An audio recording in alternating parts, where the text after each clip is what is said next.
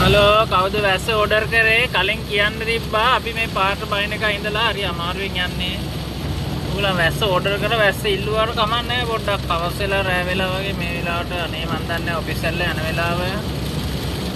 මේ බලන්න හොඳට වයින්නවා මේ පැති වලට මේ පැති වල ඕඩර් කරපු අය සල්ලි ගෙවන්න නැත්නම් ආයේ දන්නවනේ වතුරත් සැර වැඩි.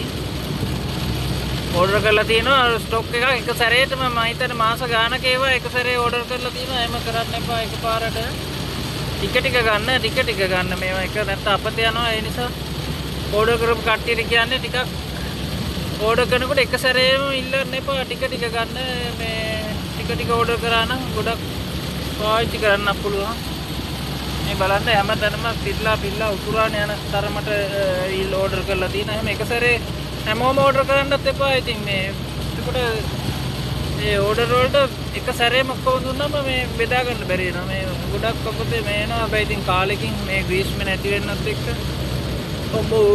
වතුර සැර